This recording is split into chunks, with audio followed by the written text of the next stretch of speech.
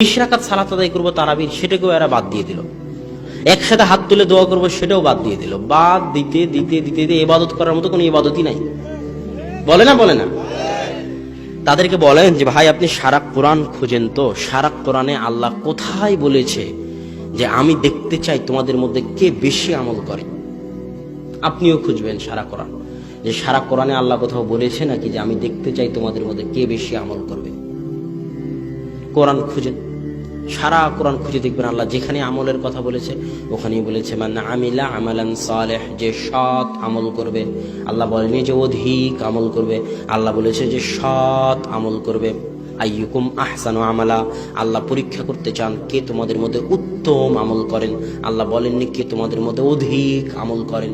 সারা কোরআন খুঁজেন। আমার চ্যালেঞ্জ, আপনি আমার কথা কেন বিশ্বাস করবেন? কোরআন খুঁজে দেখেন।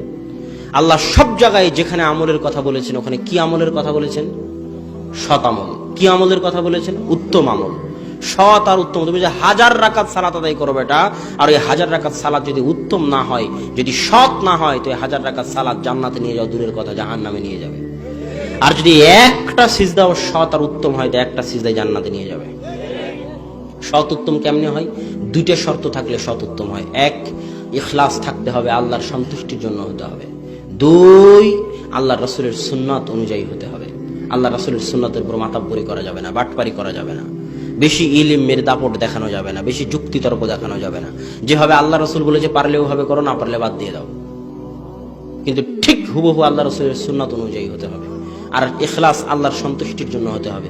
এই দুইটার একটা শর্ত যদি ছুটে যায়, তাহলে আমল যত বেশি হোক, দেখতে যত ভালো লাগুক, দেখতে যত সুন্দর মনে হোক, ওই আমল জান্নাতে নিয়ে যাওয়া তো দূরে থাক, ওই ভালো আমলটা জাহান্নামে যাওয়ার কারণ হয়ে যাবে। অতএব সম্মানিত উপস্থিতি, আমাদেরকে শিরক, বেদাত, তাওহীদ, সুন্নাত সম্পর্কে জ্ঞান হাসিল করতে হবে। আল্লাহ সুবহানাহু ওয়া তাআলা আমাদের শিরক থেকে বেঁচে থাকার, বেদাত থেকে বেঁচে থাকার তৌফিক দান করুক, আল্লাহুম্মা আমিন।